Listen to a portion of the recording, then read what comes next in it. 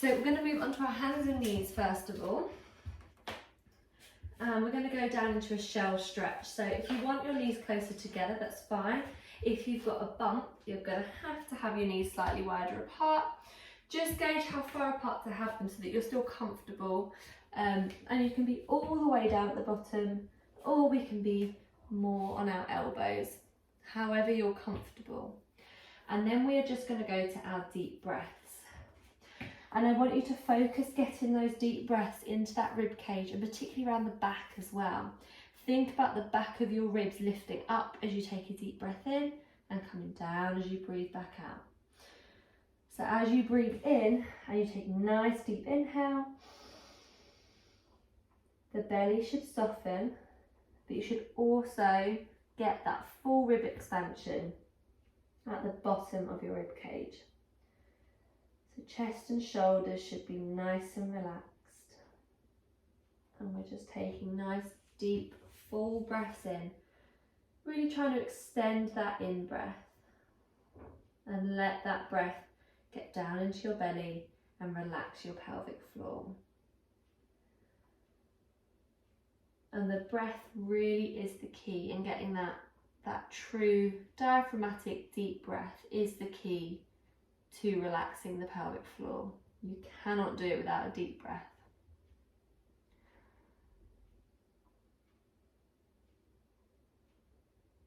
Couple more deep breaths.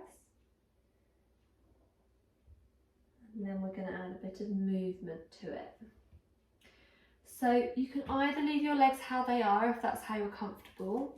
If you are wanting a deeper stretch, you're going to bring your legs out into kind of like frog legs.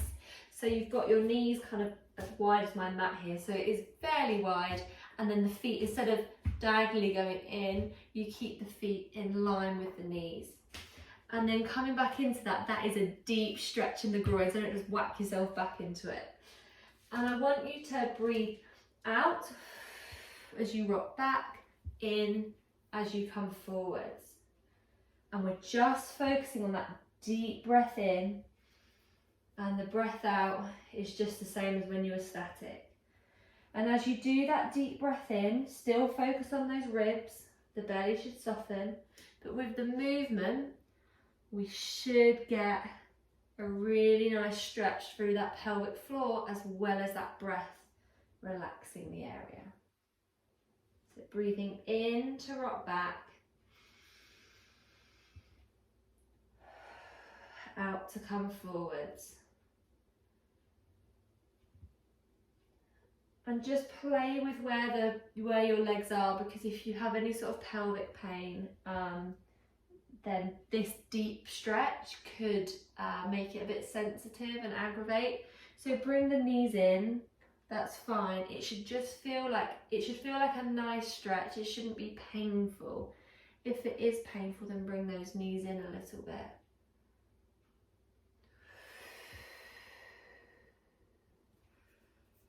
Belly should be nice and relaxed because we're just deep breathing.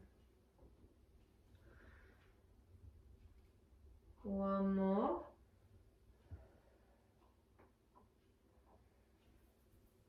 And then bring your knees in a little bit so it's not quite as deep a stretch, and come back down to that shell stretch.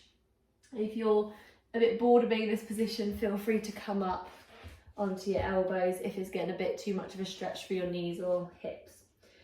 And then as you do your breath now, we're going to focus on a pelvic floor activation.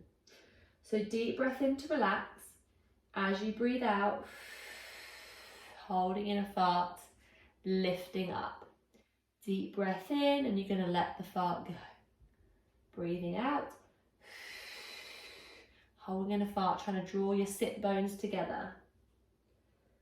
Deep breath in, and you're letting the fart go. So just go at the pace of your own breathing.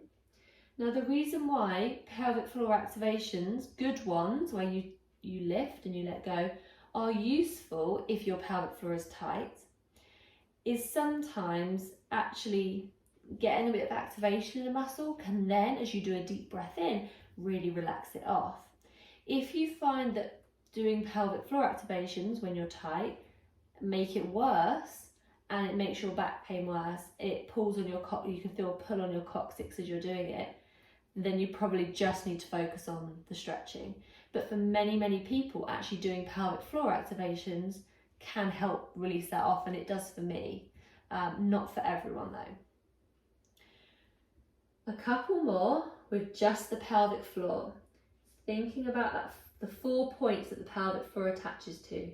Your pubic bone, your 2 sit bones, and the tailbone at the back. And it's in a bowl underneath that area. And you're thinking about trying to draw those 4 points together, lifting them up and then letting them go. Let's add the full belly pump in now. So if you're still down your shell stretch trying to do this, which is hard because your pelvic floor is on a stretch, which is why I got you to do it in this position, do come up onto your hands now so that we can get the full belly pump involved. So on that breath out, holding in a fart and drawing the belly up from pubic bone up to rib cage. Deep breath in and relax off. Breathing out. All the way lift up. Deep breath in and relax off. And obviously normally we're emphasising the lifting and the wrapping in a lot more. I want you to do the lift and the wrap in, but I really want you to focus on that in breath and fully letting go. Extend that in breath by a second if you can, to make sure that you are fully relaxing in between each lift and wrap. So if I was to do it now, as I breathe out, lift and wrap in, as I take a deep breath in,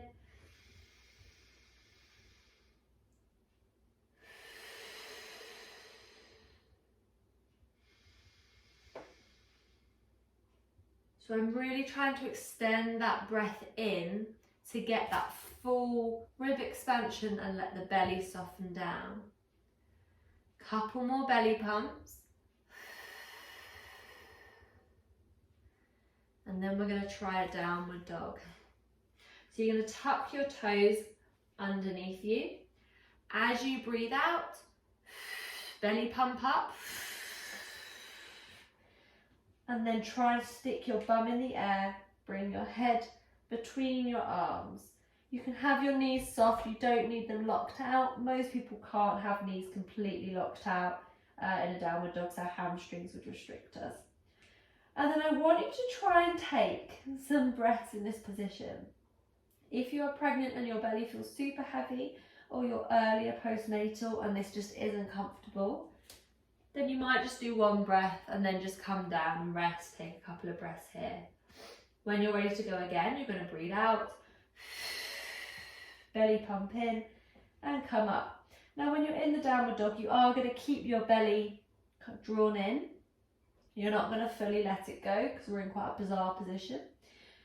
But I want you to try and take some breaths.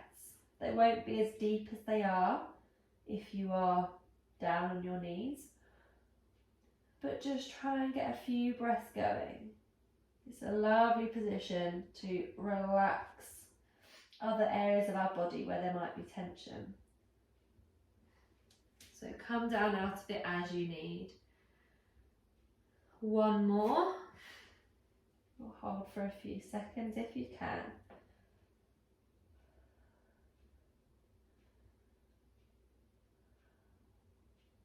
Couple more breaths.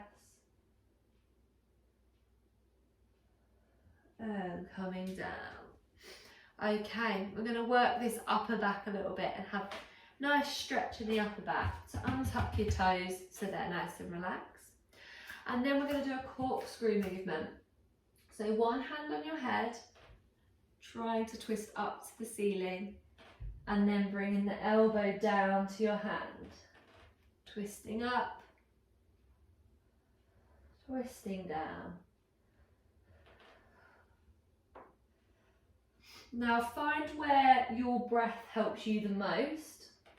You might just try and breathe naturally through it because it's not particularly comfortable. You might find that breathing out on the way up helps. You might find that breathing out on the way down helps. It's quite, because this is a stretch, It doesn't really matter too much, it's whatever makes you feel comfortable. So find where you want to do it. If you find that too deep a stretch, especially if you're pregnant, then you can always use the support of your hands to sort of come down and just touch your elbow down to the floor and come up, pause, and then try and lift the arm up. Just go to where you're comfortable if you're pregnant, because you are really restricted with that twisting. So just move through the stretch you can, even if it's just that. And move on to your fist if palm of your hand is hurting. Last one. Good. And swapping over. So twisting up either hand on head and doing the full movement through. Or bring that hand down so it's not quite as deep a stretch, and just move to where you can. It might be a really small movement if you're in your third trimester and you're carrying quite big. That's fine. Just as long as we get a bit of movement going through that middle part of your back.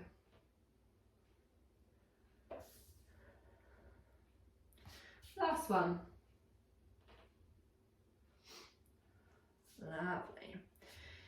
Bring both your hands back down, and we are going to do some shoulder rolls. So if you've never tried this before, it can feel a little bit like, oh my god, what is she doing? Where's the movement? It's all in the shoulder blades. So we're literally drawing and pulling our shoulder blades back together, and then we're pushing them away. Shoulder blades together. Now what you will do if you can't find that movement is you'll start just doing it in your back. If you're doing that, I don't really care, to be honest. It's still a stretch. But by doing it through the shoulder blades, we get some postural muscles working.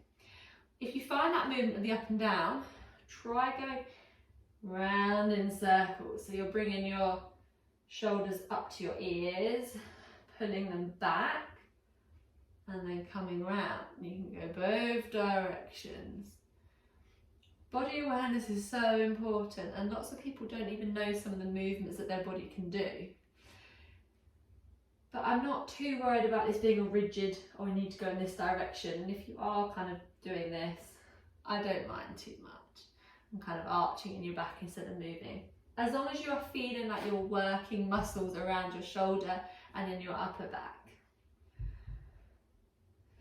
Couple more.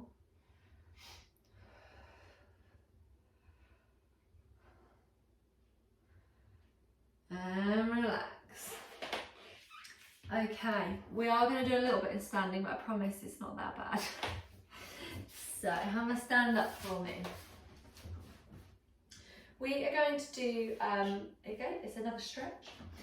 Have your legs as wide as you feel comfortable. So you're not going to have them like trying to do the splits if you're not that flexible. But you do need them fairly wide to give you support. So if you were going to either go into labour, don't go into labour right now, it's too hot to be in labour. But if you were going to kind of rest on your hands, that's sort of how wide apart your legs should be. So that it should be fairly comfortable for a short period anyway. And then we're going to lean forwards. Now, if you are heavily pregnant, you're going to rest on these legs. You might stay up here, and then you might just twist to the side slightly, twist to the side, and that might be all the movement you're going to do, taking deep breaths. You can work your way down, and again, you might just go ankle to ankle and kind of hang your body. This can actually be quite nice if you're pregnant because it kind of relaxes the belly down. If you want to go to a deeper stretch, you are going to try and twist up. You may twist up just a little bit. The full stretch is arm up. If we're trying to work on that flexibility a little bit, if you're further along, or if you're just generally more flexible.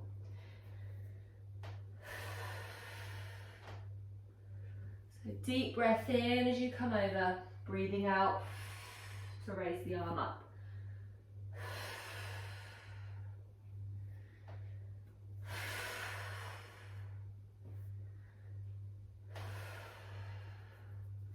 As I said, You might just go ankle to ankle. You might be resting all the way up here. If you're heavily pregnant, not that flexible, and it's really uncomfortable. It's more about just trying to get gentle twist through the back, and you're in a wide leg position, doing deep breaths to relax off that pelvic floor. Couple more.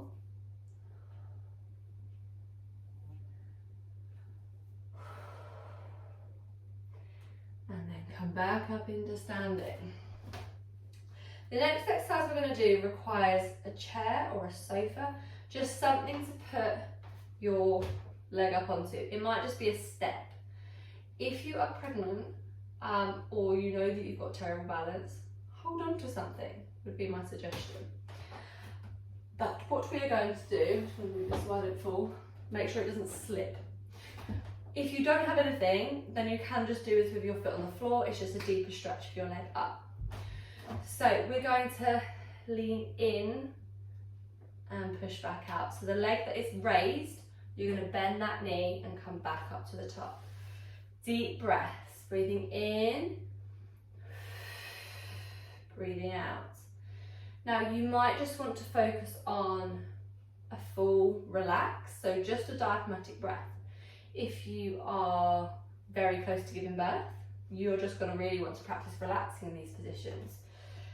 If you are recovery side of things afterwards, as you breathe out, try and do a pelvic floor activation. Deep breath in and fully relax it off. Breathing out, lift, breathing in and lower. And again, getting this stretch in the groin really helps to relax off that pelvic floor. Our groin muscles are really closely linked with our pelvic floor. So if our groin is tight, there is a high chance that your pelvic floor may have some tightness there too. Couple more.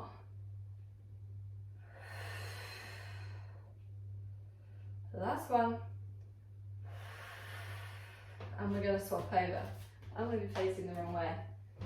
Hopefully that's okay for you. You can still hear me. So note as well as you get going, how are you feeling in terms of, like, are you similar each side? Are you quite a lot tighter one side than the other? Because that may be an indication again as to something to work on. Breathing in on the way down, breathing out on the way up. Either just focus on relaxing, or you're going to do your pelvic floor lift, like on the push up. Really focus on that deep in breath and letting go on the way down. A few more. As I said, the higher the chair, the harder it is, like the deeper a stretch it is. So you might just have your foot up on a little step. You might just have your foot flat on the floor, and that's absolutely fine to do it like this as well. That is perfectly acceptable. Last one. Lovely. Okay, we are going to come down, what are we going to do? It's a great question. We're going to come down and lie on our sides, is what we're going to do. And we're just going to end all our relaxation, stretch off that we've had by hitting lorries, lorry toys, no we're not. We're going to keep taking deep breaths, and we're going to try and focus on really tuning in with that pelvic floor, thinking about what it's doing. We've done lots of lovely stretching all the way through our spine and through our hips, and all of it is so linked. And if you get really tight in your upper back, which pregnant, obviously it's going to happen, new mum, obviously that's going to happen because you're holding baby, you're feeding a baby, in those sort of rounded postures. If that upper back is restricting the movement of your rib cage, you're not going to be able to get a full diaphragmatic breath. If your hips are really tight, that's going to have an impact on your pelvic floor. If your lower back is getting really tight, then again it's going to impact above and below.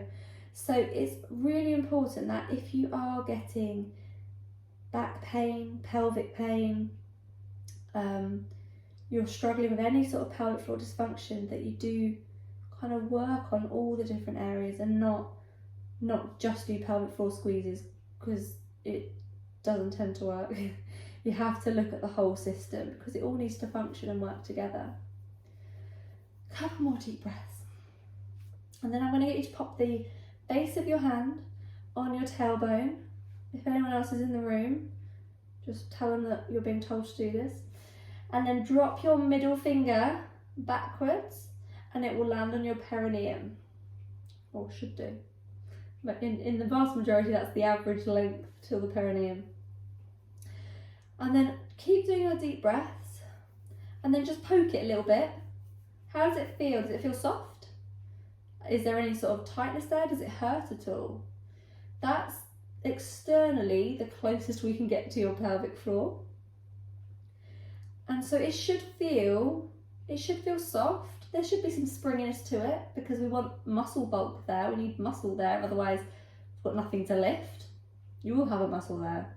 It's just, is it like meaty? I don't know if that's right. Like a tender steak. All the visualizations today. And then what I want you to do is on your out breath to do a pelvic floor squeeze. So lifting up. Try and keep breathing, but keep holding. And again, have a poke. Should feel pretty firm. Deep breath in, relax it off, and it should go back to being soft and squidgy. The tender steak as opposed to the well done steak. I don't know why I'm using the steak analogy. I've never used that one before, but that works, I think. So have a go just doing pelvic floor squeeze, either just with your breath or try holding to give you a bit longer to feel what the pelvic floor is doing. As you then relax off and take that deep breath in, do you feel that you have full control? Have you lifted and it's stayed there? Great. And then as soon as you go, yeah, I'm going to let go now, it fully lets go and it relaxes. Because that's what we want. We want that full control of the pelvic floor. And externally, this is the best way you can really feel what's going on. And you can know whether you're doing good quality pelvic floor exercises. And then once you have done that a couple of times, take your hand away and go back to trying to do a pelvic floor activation with your out breath and let go. Can you feel that a bit more now that you've felt it externally? Can you tune in with that feeling a little bit more? It's the best way to build up that awareness, because we do want you to get to the point where you don't need to feel what the pelvic floor is doing. You just know. The same way as if you closed your eyes, you'd know if you're wiggling your fingers or not. You have that brain to muscle connection to your fingers, and so you know what they're doing without looking. And that's what we're building up with your pelvic floor. And you definitely need it if you are going to return to a higher level exercise, and when I say high level, going for a run is high level exercise to the pelvic floor. So even a jog with the kids it's a lot for the pelvic floor to do. Okay, we're all done. Thank you very much.